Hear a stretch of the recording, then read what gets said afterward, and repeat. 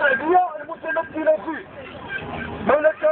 ملكية برلمانية وفصل ديال السلطات استقلال البرلمان الحرية الرقابة على الأجهزة الأمنية وسمو المواثيق الدولية الوطنية عقبت حركة معطل وقليمين جمعها العام العادي بتاريخ 28 يونيو 2011 بمقر الكونفدرالية الديمقراطية للشغل لتدارس هذا المستجد الوطني وبعد الاطلاع على محتويات هذا المشروع والتذكير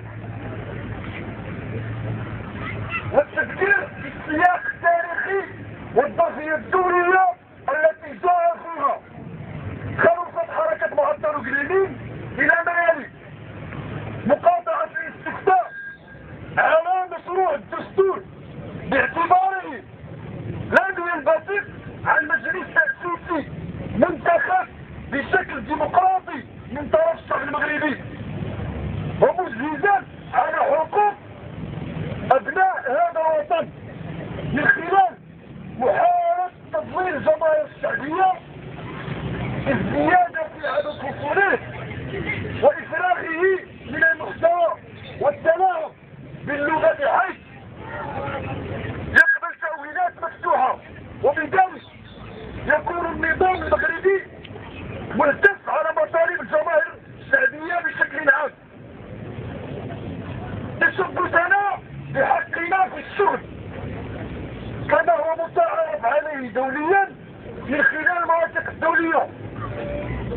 عزمنا خوض جميع الأشكال النضالية لتحقيق ذلك، إدانتنا الشديدة بأساليب المخزنية في الدعوة للتصويت بنعم وتسخيره بذلك بوسائل الإعلام العمومية التي تمول من جيوب دافع الضرائب، وكذا اعتماد أساليب المهرجة وتوزيع الإثارات على المدجنين. اعتبار هذا الاستفتاء محاولة للهروب من الأمن، خاصة أن الساحة تعرف حركا شعبيا متواصلا. دعوتنا جميع القوى الحية والجماهير الشعبية إلى التعبير قصد مقاطعة صناديق الاختراع. أنا مقاطع وأنت.